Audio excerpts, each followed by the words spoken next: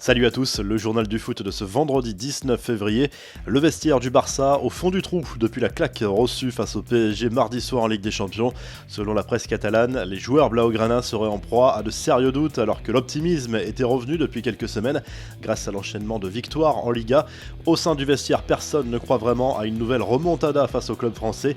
Libre en juin prochain, Lionel Messi a peut-être disputé son dernier match au Camp Nou sur les couleurs du Barça en C1.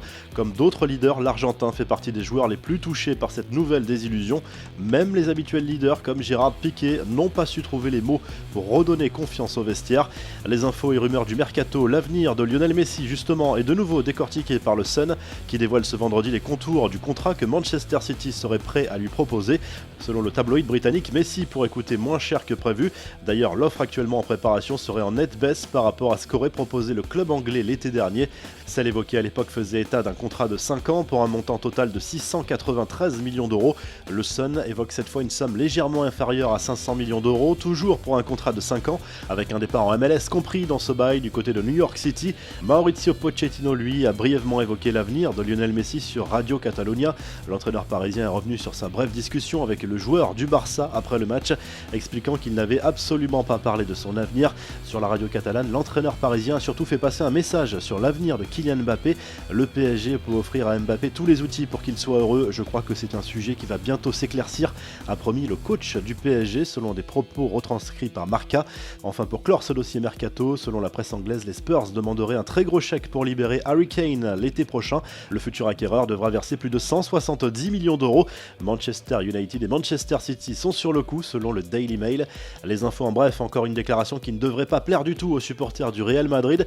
Elle nous vient de l'agent de Gareth Bale qui ne comprend pas le désamour des fans merengues pour l'international gallois alors que celui-ci a remporté de nombreux trophées avec le Real. Selon son agent, les fans du club espagnol sont des idiots avec Bale et devraient avoir honte de leur comportement.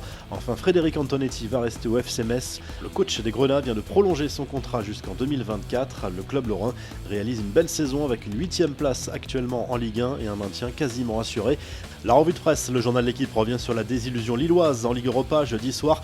Défaite 2-1 face à l'Ajax Amsterdam à domicile alors que les Lillois menaient encore à 3 minutes de la fin. Les Dogs espèrent renverser la situation jeudi prochain dans la capitale néerlandaise.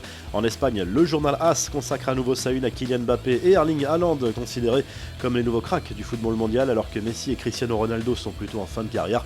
L'attaquant du BVB et celui du PSG représentent l'avenir et le Real Madrid rêve d'accueillir les deux joueurs à court ou moyen terme. Le journal Sport évoque de son côté les différents bonus que pourrait toucher le Barça pour Luis Suarez transféré à l'Atlético Madrid l'été dernier. Au total, avec la part fixe de 5 millions, le club blaugrana pourrait toucher 11 millions d'euros, notamment si les Colchoneros passent un tour de plus en Ligue des Champions ou si le joueur choisit de rester une année supplémentaire. Cela reste malgré tout un gros coup pour l'Atlético au vu des performances du joueur cette saison. Et en Italie, le Corriere dello Sport revient sur les résultats des clubs italiens en Ligue Europa.